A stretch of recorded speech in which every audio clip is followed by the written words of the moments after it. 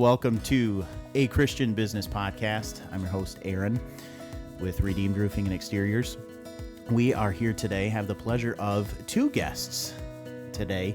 We have Kent and Kim Karnemaat of Karnemaat Farms, and they're gonna share with us. We're gonna talk about family. We're gonna talk about how family and business kind of come together and how that plays into faith and how that plays into roles, etc. So we're excited to chat with them. Kent, you have some words for us, kind of some devotion to open us up here. Right, I do. So recently, just in my general reading and thinking, the phrase, "What does God require of you?" from Micah has kind of jumped out at me. And in our Bible study I'm involved in, the leadership group has been looking at legacy. And as I've merged those two thoughts, the question and the thought about legacy, and in light of what does God require of us, a lot of interesting things have came to my mind. And I kind of come from that to a point today where I think, and this is the part that I want to share, that a lot of times I tend to really complicate what God really wants of me. Let me overthink this, right? That's right, exactly. Let me really confuse the whole thing with lots of things when really He's laid it out pretty simply for us. And so it's been nice to see that. So my point of the thought would be to just really boil that down and approach every day with an understanding of, out of this day, what does God really want me to take away? How does He want me to walk this day and honor Him with the resources that I have in today? And for myself, that's been refreshing because it's cleaned it up a lot from being so complicated and so, layers and layers of things and family and business and all of that. And what God really, truly wants from us at the end of each day is a very simple thing, to be humble and to love other people and to take the blessings that He's entrusted us with and just them and leverage them to the very most that we can and see Him in that whole process. So I've really liked that and been able to apply that, I think, and it's made a difference in my life. Do you have that text in front of you? I do have. Will you read that text real quick? So Micah 6:8, "What does the Lord require of you? To act justly, to love mercy, and to walk humbly with your God." Got you. Well, and sounds like kind of it almost relieves the pressure. Right? 100%. Simplicity, like how just right. Chill out. It's okay. You're going to be fine. You're going to be fine. Exactly. So, Kent, one of the things we want to hear about is kind of your story, and Kim, your story as well. So, Kent, if you would start, just kind of share with us your personal testimony, how you came to faith in Christ, and what that's kind of meant for you. Sure. So my testimony would be that I really don't have a day that I was saved. I know that by the time I was 10, I was a believer. I was raised in a Christian home, a very conservative Christian home. I went to a Christian school through 9th grade and then went to Fremont Public School and then immediately started to farm full time. So the concept of God and Jesus have been in my life since the very moment I can begin to realize. Having said that, He really never made a significant difference in my life until I became an adult. I had moments and seasons where I probably walked a little closer with Him through high school. Through His power, I was able to lead people to Christ in my high school years, and I'm really grateful for that. That's so good. But at the same time, I was so far from an understanding of what He really was about. And overthinking it at that point. Exactly. Yep. And a lot of legalism, a lot of just doing it because it was the right thing to do, and all of those things. So got married really by the world standards at a young age, right out of high school, and we were farming. And where my life made a 180 was when I had an accident a few years into our marriage where I ripped my ring finger off jumping off of a semi-trailer. And I treated it like an emergency room visit and had plans for that evening and told the healthcare providers, you guys got to hustle along. I got dinner tonight. Or They're like, yeah, you're not going to dinner tonight, and you're not going to dinner next weekend. And ended up being a week-long stay in the hospital just to attempt to put my finger back on, and all the process of doing that, a few surgeries. And it was in that time there that, for whatever reason, I just gained a lot of clarity. I think God really met with me there in that room. It was a situation where it had to be 100 degrees in the room to keep my blood thin, to keep the opportunity for the surgery to work. So I was in a private room, super hot, warm, it was warm in there, lots of time on my hands, really wasn't in much pain, and I hadn't had a heart attack or anything. So it was kind of a strange situation. And even with looking back at the nurses that came and where they were in life and some interaction with them, it just brought me to a place that in that week, I was there for, I think, 8 days. I came to realize that I had a lot of opportunity in my lap that was there in the form of blessings from the Lord, and I wasn't taking care of them. And I think the first one of that was my wife, and which was my family. So it really made a change there, where I left there with a desire to really live differently. And that turned into the path that brought me to where I am today. And, it's not like I walked out of there perfect, but I walked out of there with a different desire than what I went in there with. God really met with me there. And my life has been different from that point on, with, highs and lows. But I think I have an understanding of the process, and have come to enjoy that, really lean into Him, and came to realize the gift that He gave me in a wife and what that really was, and a lot of those things that I had just taken for granted and thought, yeah, of course I have that because that's what I deserve. Right. Kind of lost that mindset and gained a mindset of, Kim and I need to be a team. Our family needs to do kingdom work. We need to make that part of the fiber of our life instead of just a layer of what it, of all what we do. And just looked at the whole Christian walk differently from that time. Well, and I think that's, kind of core of this podcast is in everything that we do, right? It's living out our faith in the context of, specifically in this podcast, the business that God has entrusted us with, right? But that also falls into family. And again, Kim, so thankful to have you here. This is kind of the first husband and wife we've had, and so that's excellent. So Kim, tell us kind of your story, your faith story, where things started and how that led you to where you are now. Okay. Thanks for having me. Very much like Kent's, I grew up in a Christian home, and I do remember when I got saved, I was really young, like 3 or 4. And what I remember, I was in the church that we attended, and they whatever story had been told, I knew that I did not want to go to hell. That's what I knew. Right, sure. And they said, I think we're going to go get your parents. And it was all a good experience. I mean, it was kind that they realized that maybe at that particular moment, it would be better for a parent to have that privilege. And sure. But just always lived in a home of, Christian service, attending church regularly, and just always loving Jesus and desiring to follow Him. But like Kent, I'm not sure in high school I lived much differently than other teenagers. But anyway, God just continued to be, I guess, of course, guiding, directing my life. I will say that I'd like to speak to the people that have a testimony like ours. Sometimes I feel like you think you have to have some transformative thing, like a big deal to make it a great, prison yeah. And I don't know, a few years ago, God just impressed on me that it took the same price to pay for my salvation as it does for anyone else. And so I don't apologize anymore for the fact that that was a gift He gave. Everybody's testimony is truly a gift He gives to you, He entrusts it to you.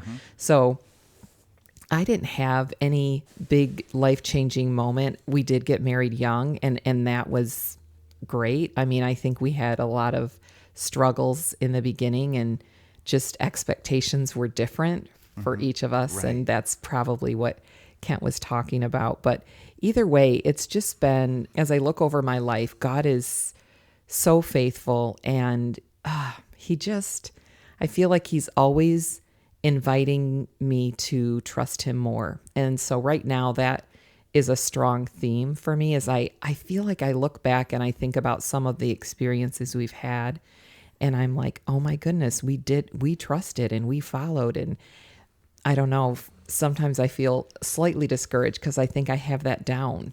But then he asks something else and I realize, oh no, there's room to grow in that walk with him, and really just trusting him and saying, yep, I can do that. I don't know why you're asking that, and I don't know what you intend. I can follow. I can do that. Right. So. Right. Awesome. So, Ken, as far as the business is concerned, you mentioned early on that you had the finger situation. Obviously, they weren't able to reattach. Successful, that wasn't sure. successful. So, tell me about kind of, because it's family-owned business, right? Who started the business? Was that Dad or Grandpa? Well, probably the right answer to that is great-grandpa. Great-grandpa. But Okay. there's been some pauses in the process, or some So walk financial us- issues, and Walk us through great-grandpa to Yeah. present. Give us kind of the story there of the business. I don't know a lot about great-grandpa and grandpa, that process. I think there's some situations there that have been difficult for those to tell others Sure, to tell me sure. about. I know there's pictures of my grandpa with Dan Gerber selling batches of tractors to Gerber Products Company way back in the very, very beginning. So I know they had some struggles, but I'm really proud of that fact, and that's a great thing. But then because of some financial challenges, for a period of time, there was no one of our family involved in agriculture, in production agriculture, for a few years. And then my parents actually redeemed our farm and bought it back from a non-Karnemaat and started their own farm back right after they were married. And my dad still worked full-time here in the area, but farmed kind of as a hobby. Okay. So then that would bring us to the mid-70s, say 1973, Okay. which we consider to be the year of the farm as it exists now. So this is our 50th anniversary in 2023. Okay. So in 1973, they added a fruit farm to the farm they currently owned. And then my dad, Al, quit his full-time job and started to farm full-time, and mainly growing apples at that time. Okay. And began or restarted a relationship with Gerber in Fremont, and just started to, super dependent on God, trusting. It was a huge jump for them of the security of a full-time employment to working on their own. Well, and with farming, there's obviously, especially in West Michigan, I mean, weather is a huge, and so, like for a lot of folks, obviously we're all dependent on God to provide the business we need and the income we need to support our families. But I think sometimes I think sometimes in farming it almost forces more of a reliance on God and the realization that God's in control, that if it doesn't rain, or if it's too cold or if it's too hot, I mean, that's a huge impact to your business. So, as Kim was just talking about with the trust factor, that was probably a real kind of has been kind of a real push from God for you guys to sure. learn to trust, etc. So, Exactly. so now you have, so Dad's growing the business, buying land, buying equipment. So the fruit farming led him to employ migrant labor. Okay. And the migrant labor needed work through the summer. You could get better help if you had more crops for them to work on, if they could come in May or June, which led him to explore vegetable growing opportunities. That created a situation where they needed more land and started to diversify and expand at a pretty rapid rate. In 1975, I believe there was a really bad frost event in the Pacific Northwest, and apple prices were very high. That would have been Al's second year in operation. It was just a God thing for him, because it really gave him a boost and lifted that little farm up and let them do some really extraordinary things for, being a 2-year-old business. Sure. So he created a lot of relationships with Walmart, Subway, some of the larger chain stores, working through brokers, and we grew the farm into a massive truck farm where we were, farming almost 5,000 acres and growing bell peppers, cucumbers, zucchini, squash, all sorts of things. At the same time, had some opportunity to get into processed vegetables, and we owned a freezer facility over in Hart with 3 other family farms. And just came to a point, labor became tighter and harder to get. Good labor. There was a year that we didn't harvest all that we grew because we just couldn't find help. And we came to a point, had some challenges financially because of that. And we just said, what are we doing? And we didn't like really where we were.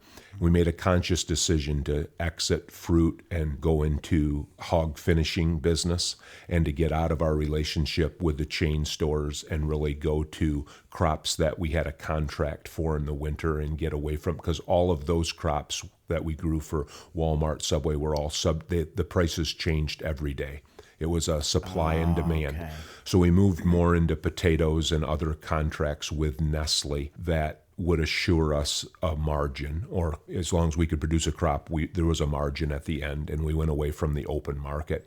And at the same time, really continued to grow and expand other areas of our company, like the logistic part, the transportation part of what we do, looking at some non-farm opportunities just to get some diversity and to really make things a little more solid. That transition was very costly. That happened around between 2005 and 2013. We kind of took a few steps backwards.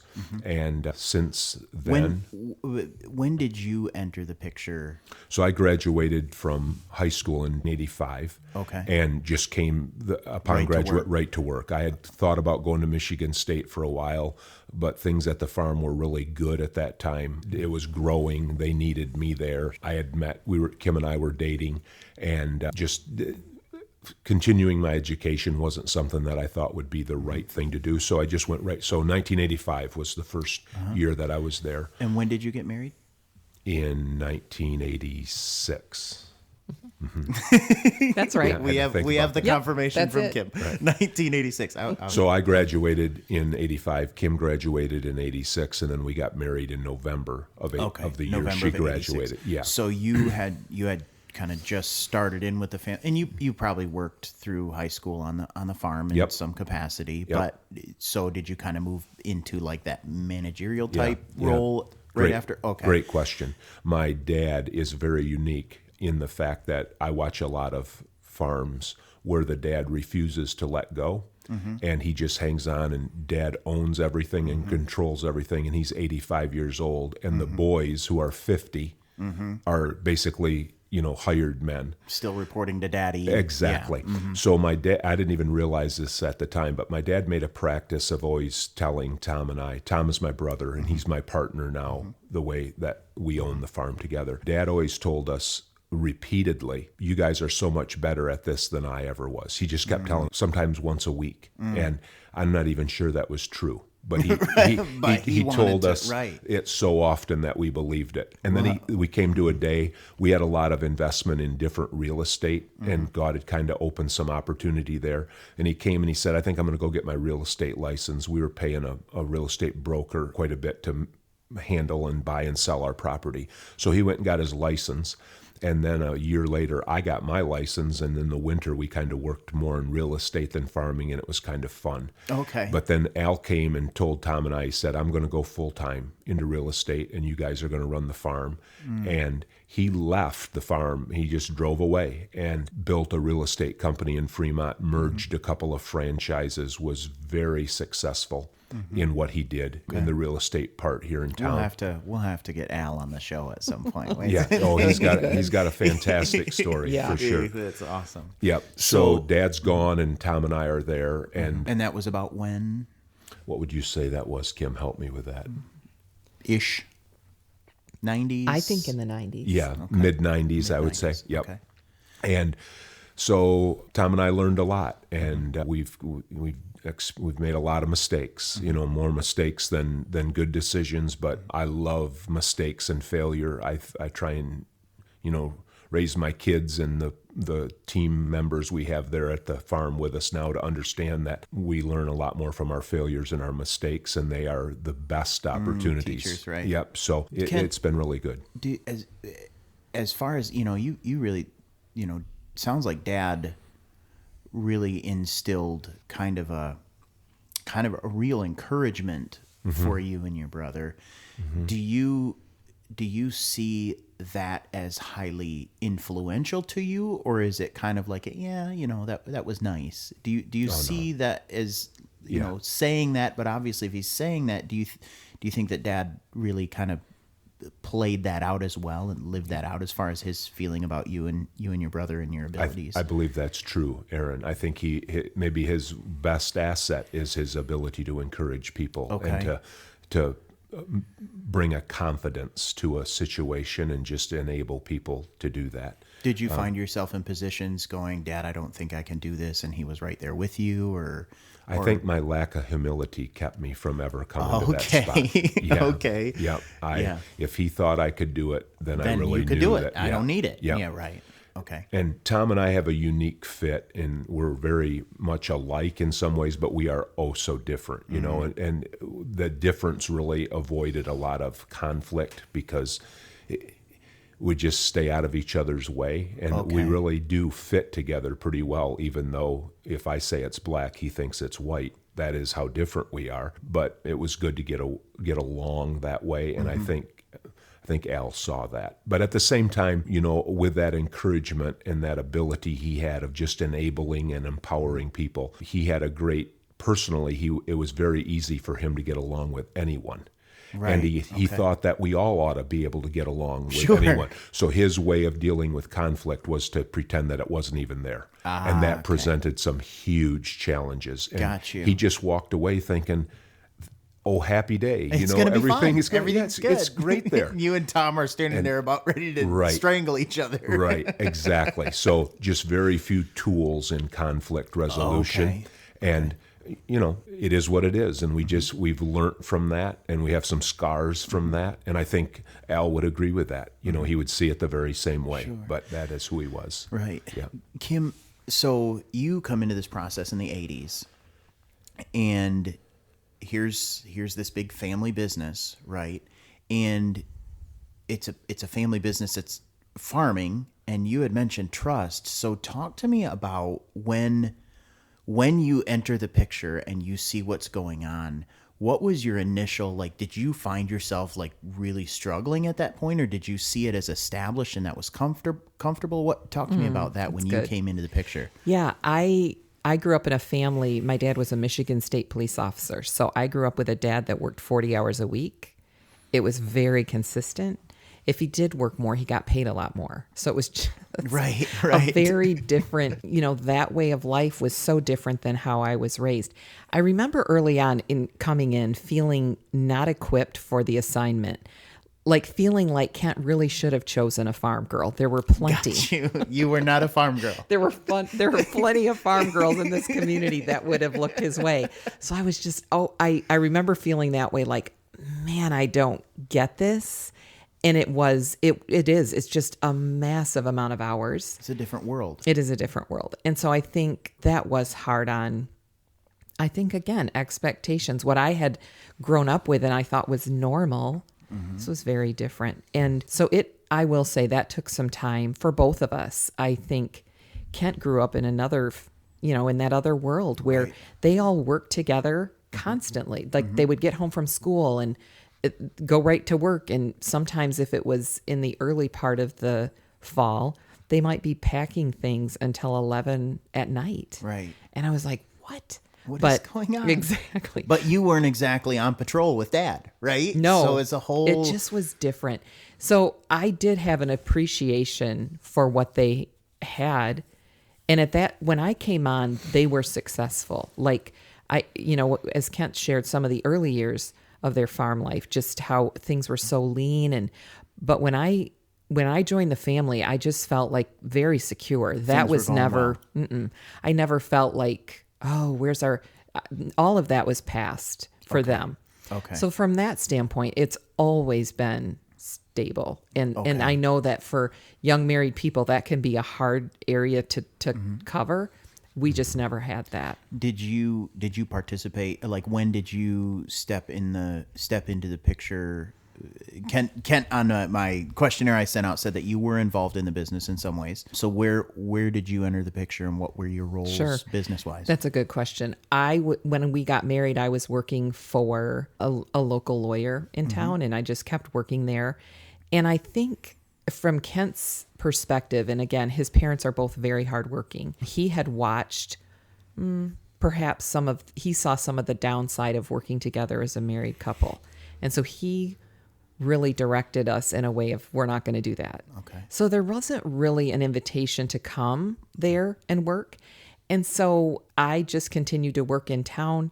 And then when we had children, the farm's always diversified. So they, at that time, bought a JCPenney catalog store in town and started to operate that. And so I did do that for a while. I was sent to training and was able to contribute in that way. But I think now, I don't know, I just think I'm maybe his best consultant. I don't know. Got you. So now your role in the business is more kind of in support of Kent and what he's doing. Yeah. Okay. You're not obviously, picking squash, and you're not driving tractors, and you're not keeping the books, but consultation and decision and direction and that and kind we of have stuff. talked about me taking a different role there, but just some involvement with some community things that we both are heavily committed to at this point. And then 10 kids is a lot to manage at home. So I want to touch on that too. So you guys have 10 kids, and many of those adopted, right? And so that has really been kind of a part of, like Kent said, living out life, etc. Praise God that you're able to stay home, because you homeschooled, right? Yep. You're still homeschooling? Yep. Okay. So you've had that opportunity to step back from the business world and support both Kent and in the homeschooling. So how many kids do you still have left at home? we have 5 at home and 4 are still in school. 4 are still in school. Yep. Okay. So how involved are the children in the business? You have a couple of sons that work in the business, right? Yeah. And they're everything from driving tractors to managing what are they? What do their roles look like? Are they Today they literally are from sweeping the floor to being in management. That is what they. okay? So you have The scope of it. The Yeah. scope of it. Okay. Yeah. And we have a son, our oldest son, who has been involved in our business and then is no longer involved. He's moved on, made a choice to go in a different direction. So he's kind of passed through. And when he left, he was in management of the farm. Yeah. And so, talk to me about legacy and how Dad ran things, how you and Tom ran things, what you see in the next 20, 30 years as you do you see yourself in that? Talk to me about the next 10, 20 years, kind of how you see things and what's important to you in that. I think the thing that I see in the next 20 or 30 years is the pace of change.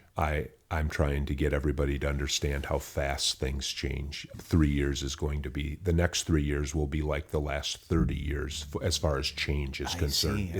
It just is really quick. Do you think that's technology or more of a social thing? I think it's a combination of both, Aaron, both things together. The other thing that has happened in agriculture that I try and make the family aware of is the risk that's involved. The numbers, the dollars involved have, I would say they're approaching 4 or 5 times what they were 10 years ago. Okay? So if we had a really bad year 10 years ago, it might take us 2 years to recover from that, okay? If we have a really bad year this year, what I see happening in agriculture is there's a lot of people come to a point where because of the results of 1 year, they come to the realization we can't recover from this. Really? Okay, the stake is so much higher. I'm not a gambler, but I always relate it to if you were in Las Vegas, somebody moved you from a $2 table to a $100 table, but you didn't know you moved. Okay. So there's a lot of people that, well, Dad survived several bad years in a row, we'd be okay too, without really thinking about what that really means. So in a sense then, from what Kim is saying, Kim, early on, things were pretty stable. And are you starting to feel some of that, what Kent's talking about? Do you feel, I mean, obviously God's worked in your life that's different, but do you feel that at all? Or are you are you far enough removed from it that it's not? I think that, again, talking about what you're saying, just things that I've learned along the way, I bet you if I came into the business now as a younger person, that would trouble me. But I think that because of who God is and that view of mine, I really just have this confidence of he's in charge of this. I don't know. And Kent is, I will say, like Al, Kent has phrases he says repetitively, and you start to go, okay, I believe you. So he has said often, like, this is God's. I don't know if he wants this here. Great, we're here. Let's go. But if he's taking it away, I think that's what's changed for probably both of us. We definitely view it now as this is not anything that we have done. This is something that's been entrusted to us. That's a big concept to wrap your head around. Like you said it earlier, but if you truly believe it's entrusted to you, then if it goes away, it's not that he has another thing in mind. So I feel like I don't struggle. I mean, maybe I should, and there have been some hard conversations and realities. And I do think Kent primarily bears those burdens alone as far as the financial state of that place.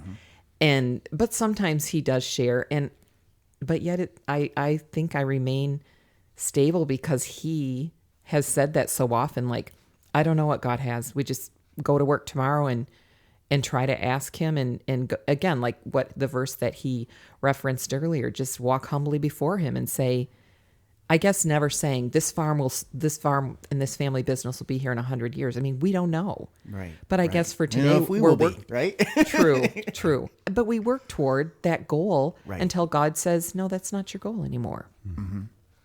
So it sounds like almost God allowed you, Kim, to grow slowly in trust as the trust was required of you, right? So you said things were pretty stable at the beginning, but at that time you may not have been able to handle that. So God has allowed your trust to grow with the need, which I think is a really cool concept. And I think when we look at situations in life that we're in and we can see them as an opportunity for growth, if we see them in the light of what your experience was, we can see, okay, this is a really tough thing, but God is here and has provided me with what I need to weather this storm, which is him, in the level and the capacity and the measure that I need.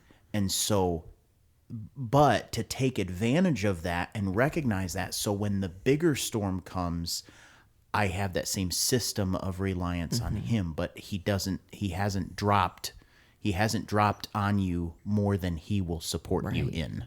I think we hear a lot of people say God's not going to give you more than you can handle. And that's so not true. I agree. God every day gives you more than you can handle because you're not supposed to handle it. So I think your in terms of business and in terms of your experience as a spouse and that trust, I think that really illustrates that whole concept. So you have grown business. So the business has grown and you've diversified more and more. I mean, the JCPenney store, that's kind of an offshoot stuff. Have you done a lot of that stuff, or have you really kind of stayed in that industry, that farming? No. You're all over the place. We are. I think that's another Karnemaat weakness. It takes almost nothing to convince us to jump and to go. But it ends up being our strength too. And I think our philosophy is, if God brings it in front of us and we feel like there's a path to being that, we go be that. Whether or not it matches the current industry. Doesn't have to match at all. So that has really been a blessing. And that's what's made us as diverse as we've been. And actually looking back at some of the more challenging years, it's what saved us at the same time. Sure. And I've talked a little bit about the risk that's here in front of us in 2023, but we are diverse, and that diversity brings us a lot of security. And only about a third of our company now is directly tied to agriculture. We're generating as much from the logistics side, which is the other third, and then the final third would be all the miscellaneous things we The do JC put Penney's, together. Yeah, exactly. Yeah. Okay. So we are diverse, and we have new methods of crop insurance and ways to assure that things happen, that what our intentions are, that we see them through to the end. So yeah, we're in a good spot, and diversity is a key factor. We have some things we're talking about right now, big things that I have no idea how we would even make it happen, but God has brought the opportunity, So we and need to look we at just taking a look at it, seeing Sure. seeing what He has. Yep. Sure. I think we share in that issue. You and I share in that issue in terms of, we're looking at, solar opportunities right Sure. now as Yeah. we're in roofing, and we're looking at solar opportunities, and Right. God's provided some folks, Forrest, who just want to shout out to Forrest here for taking care of tech and editing, and Forrest Lord.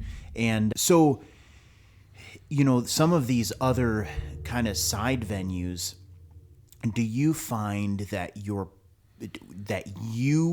get these things going, or do you see other people within your brother or kids or whatever, or Kim, kind of you providing kind of a resource for that and letting somebody else run with that, or are you doing all that stuff? Yeah. Kim is very able to do that, but Kim is she's explained very well how she's came to the position she is with kids. Probably I have two maybe main regrets of how we began together, and one of them is that we really never talked about what do Kent and Kim want to be 30 years from now. We just started, and we always just did the next thing. Sure. Okay? That was a blessing, and it was also a curse. Sure. I wish we could have went back and said, is that what we want to be? And at least had the discussion. And the other thing is that I watched my parents work together and live together and have a marriage, and I thought, that's what Kim and I will be. And that was a huge mistake, because we wouldn't have been that, because we're not them. Right. Okay? But I applied, and I tried to fix what I didn't like in their relationship and insulate our relationship, Kim and I, from that ever happening. And there are a few scars from that mindset. Okay? I never should have had that. We were a new opportunity with different strengths and weaknesses. We would have never ended up where they did. It was a mistake that I made. But Kim is able to take new things and really develop them. She has that ability. My brother Tom also has that ability, and so do I. It's not that just our kids don't, Aaron, but I think the generation of kids that are between 18 and 35 right now, because of how they've been raised and what they've came through, they tend to not do that exploratory, risk-taking, commitment, jump in. Right. What happens if it goes wrong? Well, I'm going to work harder, okay? Right. They're very hardworking, but they really look at risk and commitment differently than Kim and I's generation did. Right, right. Yeah. So you're all about, jumping into the JC Penney. Right. They would say, "Hey, I'll work for you at the JC Right. Penney," kind of thing. Right. Okay. Today, Right, maybe today. not tomorrow. Right. Exactly. Tomorrow. Right. right. Keep seeing that stuff in terms of engagement and stuff. Shorter time. Yeah. So you use a lot of migrant help at the farm, and then you have your kids and your brother, and so do you have a lot of other employees outside of the seasonal migrant help and family? Right. So currently there's about 50 employees that work there, from truck driving to logistic work, forklift driving, mechanics. We have a large shop, just built a new shop and are investing in that, diversifying a little bit into repair. And so there are about 50 employees. Okay. All right. And do you, how does that, because you have, we're going to talk with someone else about some migrant help concepts, but talk to me about, Kim, are you involved with that employee process at all in terms of, or is it still more kind of support of Kent in that? Yeah, I would say just supporting Kent, and there have been times that I've been more involved, but often when he's hiring, I feel like I'm pretty involved in that. I'm not a part of the interview process, but I'm definitely a voice, and I think that I hear how that's going and yeah, I think the most recent deep involvement that I had there was a transition that happened at the farm, and we lost 2 key people within a matter of a couple of weeks. And we were in a bad way in that regard. And so Maddie was a baby. I mean, she was like 2 maybe. So that was probably 6 years ago. Okay. So I went and worked for the farm for about 4 months. To take on some of those duties. Now, was that a kind of they were moving on and moving up, or were there some issues? Yeah. Well, the one was our son, the son that Okay. chose to leave the farm and pursue other, he's a plumber. And then the other was just a key office employee. And I just think it was time. The job, once I got in and understood her job, because I didn't on the day that she quit, when we finally put our head around it, I was like, oh, this job was bigger than one person. And I so think that may have been a factor. I don't know. Okay. But I would guess that was probably a factor. So that was really good for me, because I think I got a bigger picture of how it operates. And Sure. And really, I know that Kent would say probably his least favorite part of the operating this business is the book work part. And I don't think Sure. he's unique in that, but Right. that is a key. You have to have good people in that position. And so he did undershoot probably what was required of that person, And that because he probably doesn't contributed. love that stuff. Yeah. So wow, what an opportunity for you, because if you had brought in another employee to do that, you may not have found that to be an issue. And so what a blessing to have you step into it and be able to say, Kent, this is way too big. We need to spread that out. So what a huge blessing the involvement of you is. So obviously with the children and homeschooling, that's going to limit your ability to do those kinds of things. Kent, do you see yourself retiring from the business, or do you see yourself involved through death? I will never be fully retired. That would be my goal. But I have a goal, just a recent goal, to in 3 years to be there half time. Okay. And that's pretty aggressive. Sure. I think that's a healthy thing to do. We just entered into a large, big-scale succession planning where we put a team together to succession plan. I mean, that would be a topic for another whole discussion. Maybe we can do that. So that's an exciting thing for Kim and I. And in that plan, we will always be involved, but both in the management and the ownership, we're creating a pathway to move that in a little bit different direction. And is the plan to keep that with family? Is there somebody in the family that kind of wants of the next generation that kind of wants to? Yes, I think we're going in the direction that we'll open it up to both. We have some employees that would be capable and able owners, and we have family members that want to own. So that's what this planning is all about. It's a very complex, complicated situation. A lot of hurt can build up in a family business. There's many, many pitfalls and challenges, and God's been good to us in letting us get across those potholes one way or the other. But I think what we're looking for now, and Kim has an interview this afternoon regarding succession, and it's a process that we'll be involved in for the next 18 or 24 months. But we're trying to just put a process in place that those coming behind us that we don't even know about will have a system to work through, instead of, hey, does this look fun? Jump in. Right. It's got to be more than that. It's especially magnitude, size. Right. Absolutely. Yeah. I mean, you guys, are you still in it? You mentioned you had 5,000 acres at that time. Has that grown? No, it's actually gotten smaller because we realized that was a weakness, and we were running all over the place. We were farming, 2/3 of the way across the state, and literally losing our mind. That's what it was. So we're in a better spot now. And so just to make those transitions. And, Kim's spot doesn't have a title. You were asking her about what she does. Sure. Just to give an example, we have a key employee that's dying of cancer. He will not be here for much longer, in the next few weeks. And that's something that I have to deal with, that just would fall. You're the owner, manager, you deal with that. Okay. Nobody knows this, but Kim is really dealing with that. Okay, Kim gives me all my ideas, all my thoughts. Okay, And that comes in conversation. With so me. she's not there on site looking at Right. what's happening. You Right. are having, hey, Kim, this is the Exactly. situation. What do you think? Do you have thought? Okay. And it's when I go home and Kim says, did anybody call and check? And I'm like, no, I don't have time. I don't help people pass away. That's not what I do, But this is what I need to do. And that's just one example, but Kim is always there. Okay. And it's super important, unidentified, mostly uncompensated. Yeah, she could have a title and a role and an office Advisor and a desk. to the... Exactly. But at the same time, it's fantastic to have that as a resource for our whole company, for our whole family.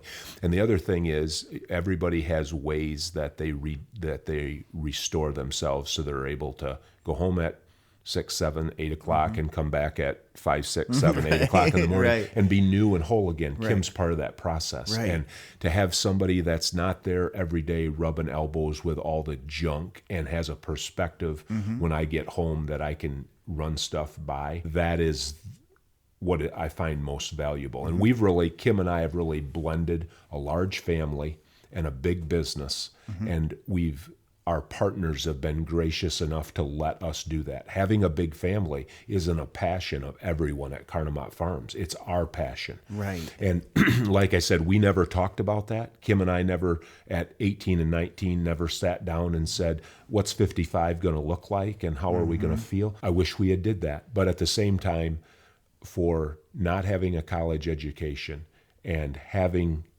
10 kids and living the lifestyle that we live and being able to see and do and experience what the business has allowed us to do, it's been an unbelievable blessing. And we do have some deep scars from that, but everybody does. That's what life brings us. When you say deep scars, and I'm going to go in here a place of edit here. So if you decide you don't want to talk about it or whatever, that's fine. But if you wouldn't mind, you say deep scars, and you've mentioned scars a couple of times. Can you talk about maybe one or two of those that you'd be willing to talk about as far as things that maybe could have been prevented? Sure, I would be. I think this is probably the most valuable part of what we can talk about as far as other people listening to it and working Absolutely. through it. Keeping in mind the two main people we really want to talk to are people who are new to the faith, who are business owners, and people who are walking with Jesus, who are new to business ownership. And so, with that in mind, talk about this scar concept. Yep. So without getting specific, when you're in a family business, there's the reputation. You're kind of leaving a legacy as a group, and you need to think about that, okay? And we have some issues in our past of sin that has entered our family. It's a fact of life for every believer of every day. Right. And that sin was significant enough that it became an issue in the community. And it became a big issue for our business. And then if you don't think about those things, which I hadn't thought about it much and kind of got blindsided by it, and now you have to understand that there's going to be multiple people reacting to that sin, to that challenge, to that potential scar. And people's reactions are different, okay? This is another case where I would go back to Kim. Kim was a stabilizing factor through this event. Okay, it took maybe 6 to 12 months to actually work through all of this. And I can confidently say that if Kim hadn't been there behind the scenes steadying the situation, I don't think we would be here today. There are still things that come up on a day-to-day basis from that event that I'm like, really? Yep. You're going to have to deal with this. And Kim was instrumental in getting our immediate family through it and also the greater family, okay? As were other people, but Kim was one of those people. So going back to the subject of scars, we have that in our history, in our past. And the blessing of it is that I think we all walk, all of us that are involved in the farm today, we walk with an awareness of how that sin can come in where you least expect it. And that there's no one that could say, that'll never happen to me, because we've seen it happen. And I think we are all of us in a better spot because it happened. But it's something that's out there. So that was a sin issue. The other issue that I would Can I Sure. stop Yeah, you there? yeah. So could something have could you have, again, hindsight, right? You're in a better Yep. position. Can you take what you've experienced there and help somebody on the front end of that? Is it becoming aware? Are there policies in place you can put in place? Are there people you can what Right. So yeah. I think yes to all of that is my Kim. Do you have a comment? Yeah, on that? yeah. Kim, go. I have a question for Kim, but Okay. But if Kim, you can answer any of those questions, yeah, please do. Yeah, I don't know. The one thing I've been thinking about, and this may not be related to this conversation, but one thing that Kent's dad has said, and it's something that we've all heard him say, is to treat the business like a person.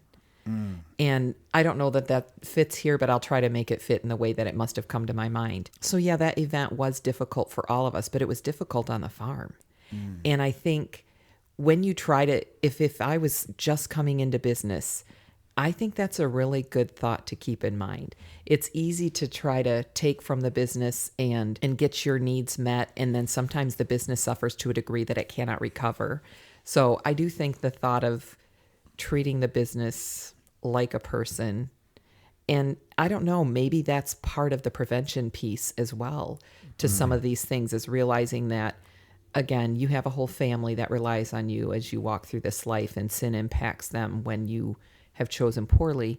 But if you have a Christian business and it's in a small community or any community of sorts, that is also a reflection that is tied to your legacy. And so you have damaged the reputation then of your business. Well, and you said, you have a family, right? Well, you guys have 50 families. Correct. You have 50 families. That's the deal. Yeah. That's right. And we talked with Doug Scott recently about just kind of that family concept of there's a responsibility there to those people, not just to make sure there's a paycheck available for them, but this concept of, in this, and I, obviously not sharing what this is, but people to say, I work for Karnemaat Farms, and if there's that stigma out there in the community, now you've not only affected your image, but you've affected the image of these 50 families. And that's a big deal. And that's a heavy responsibility. And my question to you was going to be, Kim, the responsibility, do you feel a weight of responsibility in these situations? Because obviously, here we are talking about it, and I can imagine that it would be possible for you to just feel a heavier weight on your shoulders, as Kent talks about, Kim, being a kind of a support for Kent. Do you feel in these conversations and the way things are going, do you feel a weight on your shoulders as that support person, that unofficial support person? Do you feel a heaviness, or is it something that you just find joy in, or is it a job? How do you view that? I view it as, I think if it's dependent on my relationship with Christ, because if there's a passage in Isaiah that talks about God reveals the hidden things. There have been so many times that things are revealed that I don't want to know. Ooh, I don't want to know. And so when I can be in that right mindset of saying, God is not surprised by any of this, then I do think I can be a voice of, like, here we go. This is just one more way to walk out our faith. And it's just the circumstances are new to us, but he knew they were coming. I think that's powerful. And that does bring a stability. And I will say that Kent is very, I don't know, he doesn't react. He's not really a drama king. He does not strike me as a drama king. No. Intense. Yeah, intense. But not dramatic. No. So I don't feel a weight. Very often I do feel a burden because I know that I cannot fully comprehend what he's carrying, and I can tell that it is a burden, and that then I feel bad, but not burdened. I mean, I wish that I could, but I also think that that's his to carry. I mean, So you his feel lot. you feel a responsibility and a heaviness, but that heaviness you can view from a sense of, yes, this is a weight and responsibility, but I have Christ. And, Yeah. and this is it's okay. It's Yeah. I'm here for this, and I'm Yeah. here for Him, etc. Understanding that whatever comes, whatever's been revealed to us, passed through God's hands first. If I can remember that is key, because then I know, oh, that's right. God knew about this, and for whatever His purposes are, that needed to be revealed. Sure. So, taking a step back here, Yep. Kind of you talked about that. Your response kind of addressed the aftermath of picking up and recognizing that nothing surprises God in that, and we can use that as a pithy saying, or as you've seen that work. So the front end of that. Now let's go back and talk about some preventative stuff Sure. that folks can do when they're in this situation. I would say three things, Aaron. The first thing is, if an organization, a business, a family, if you talk about a good idea, that doesn't mean that it's going to happen. Okay? We talked about plenty of things that would have prevented this, but we never saw them through to the end. As an example, if Kim and I agree that we're going to have a better family and a better marriage if we have a weekly date night, but we never go on a date, we don't have a date. There's no point in talking about We it. can believe it. We can talk about it. But unless you're doing it, it's not getting done. And I think we were really good at talking about things. We had ideas and philosophies and protections for this. We should do this. We should do that. But you have to make sure it's getting followed. Okay? All right? So that's one thing. And then the second thing is, as you're going through life and you're running your business, if it walks like a duck, it's a duck. Okay? And I saw a lot of things happening that I was like, that's weird. There's no way that could be a duck. And it was a duck. Okay? So you could have seen. The handwriting was all over the wall. We could have saved this individual from this had we just asked some hard questions. So do you think that's an accountability issue, or do you think that's just a straight up willingness to ask a question? Is there a mutual? It's both. It's Okay. both. It's you just have to be willing to say, this doesn't look right. But again, it goes back to the fact that we approach this from the mentality that will never happen to us, okay? And it can happen to anyone, okay? And then the third thing would be to go right to where we began this. And after the fact, and there it is, it's laying on the table, it's happened, okay? We can go back and Kim had great perspective on what God sees in all of that. My perspective would be, let's go to right where we started the devotional. What does God require of us in this? That requirement, because of that laying on the table, has not changed one bit. Okay?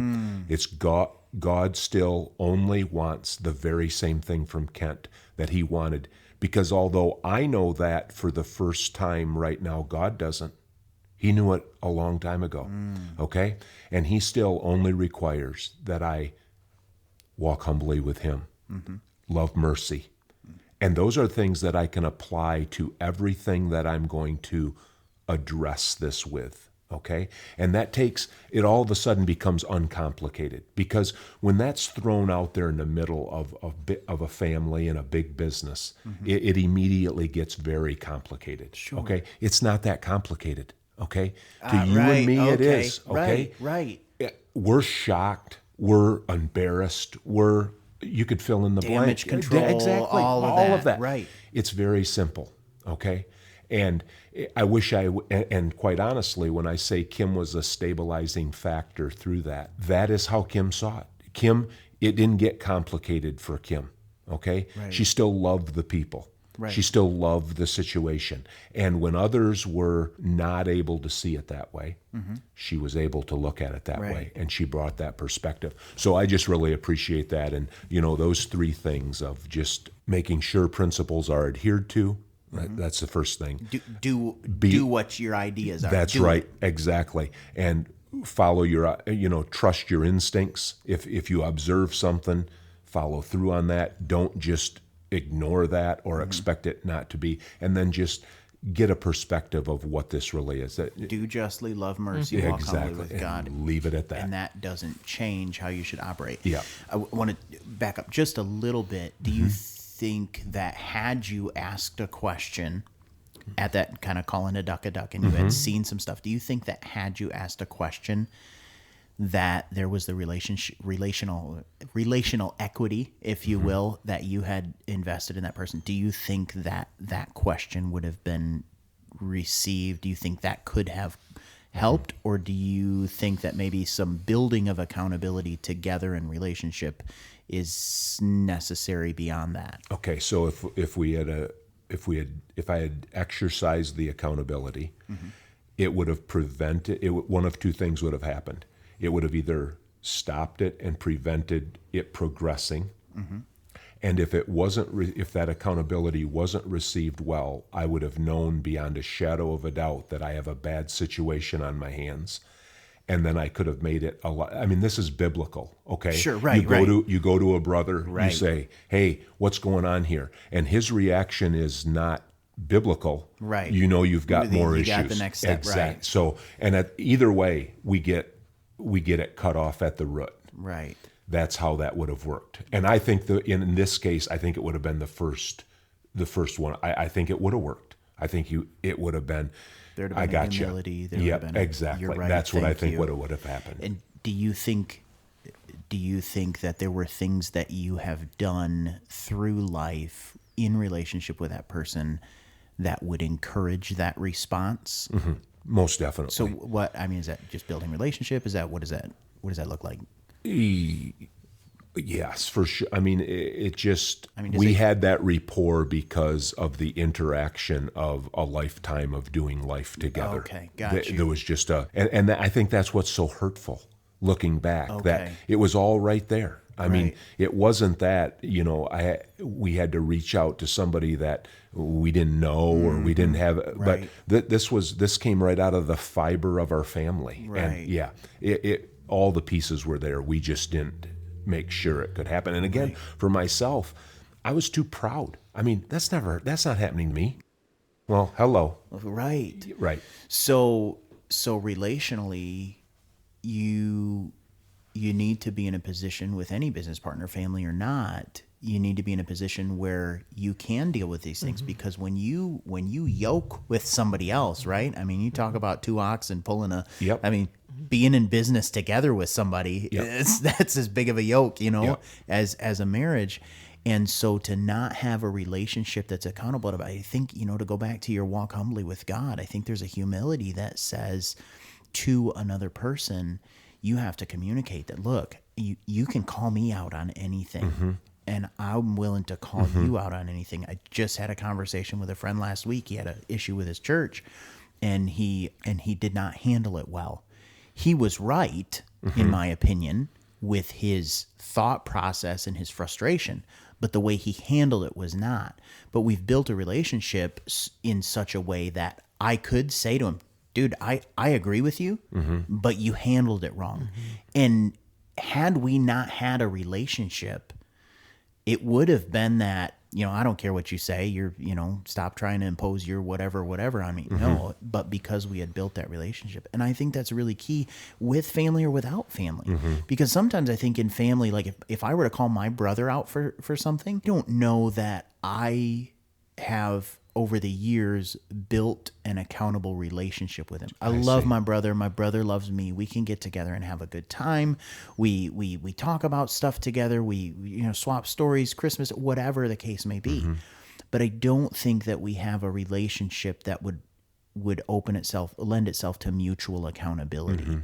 And if he were listening to this right now, he would probably say the same thing. And we have, a different sets of moral standards and whatnot. But even the things that we agree on, I think it would be really hard. And between me and my brother, I think there's a lot of ego involved. And so that's why I go back to the humility concept of, that not only is the building of the relationship required, but the humility to say, yeah, this can happen to me. I may be a Karnemaat, but Right. this can happen to me. Right. So, Looking back, if I could avoid that, obviously I would.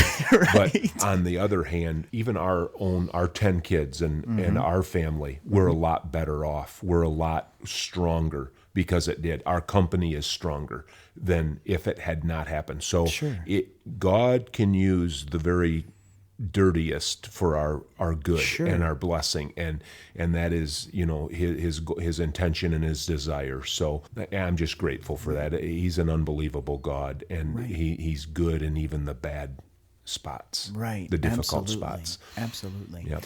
Well, we have a segment on the episode we call Proverbs 32. Okay. And so if God tasked us with writing Proverbs 32, how would we deal with that? And I think that there are some nuggets that we can gain. And so 2 minutes, okay. Let's start with Kim. Kim, talk to the spouse of the two people we're talking about, the person who's new to faith but owns a business, and the person who's new to business who is a person of faith. Talk to the spouse of that person and talk to that person. If you could talk to Kent, 30, 40 years ago, what would you say? Give him some wisdom. I like that thought, and just thinking about talking to those people. I would say owning your own business is such a great thing. And I think that for those who are new to that, and it's like a child in many ways, because you're investing so much, and it's always with you, whether you're at the property or in your truck, but it's just always present.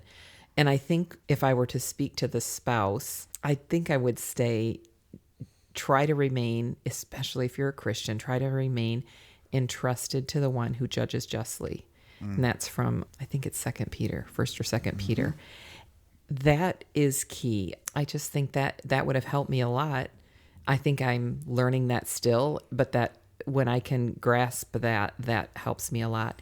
And then for the spouse who is the business owner, I think it's important to invest in your marriage in meaningful ways, and everybody's different. So there's no formula that can be given to say that's what's meaningful for your spouse, but you can figure it out. Make it your job to figure it out.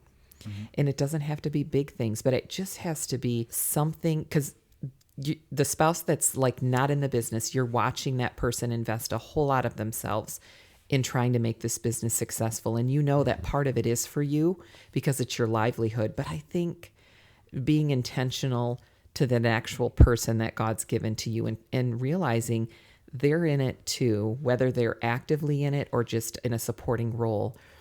Any acknowledgement you can give, like what Kent's saying now, that means a lot to me. I think he's way overstating what I provide for him, but I'll take it.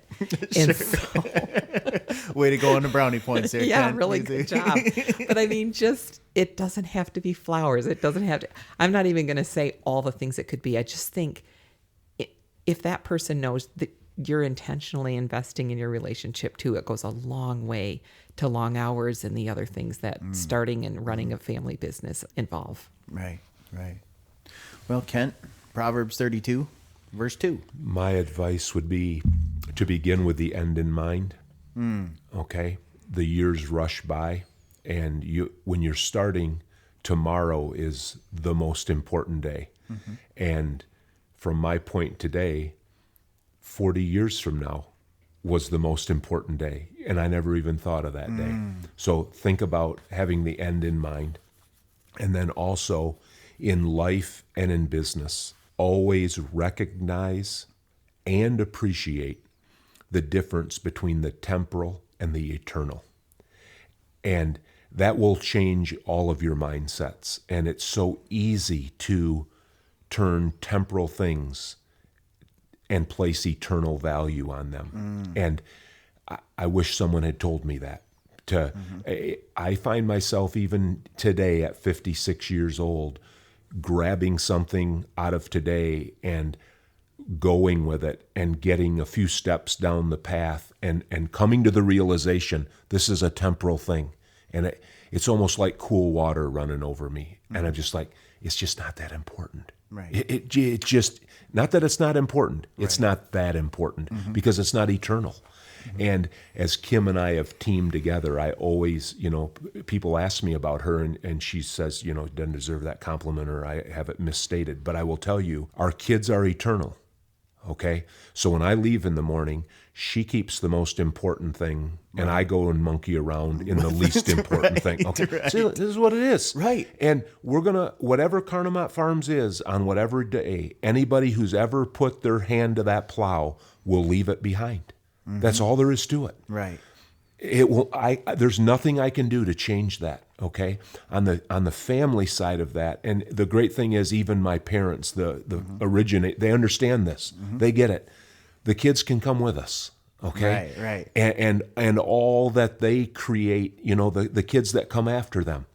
So that changes how I view today 100%. But I'm so forgetful, I can forget that, and I can quickly turn the temporal into something that I feel like, it just doesn't work. So those would be the two things that I would throw out there, yeah. Sure. And then we usually offer a quick opportunity, and time may limit us here, but we just offer you a quick opportunity to plug your business, to just share, whoever, if you have contracts, but parts of your business that you would want people to know about and how they can get in contact with you on those, if you just want to take a quick second. The only thing I would say is I'm grateful for my parents, for both of them, for the opportunity that they provided and what it's meant to my family.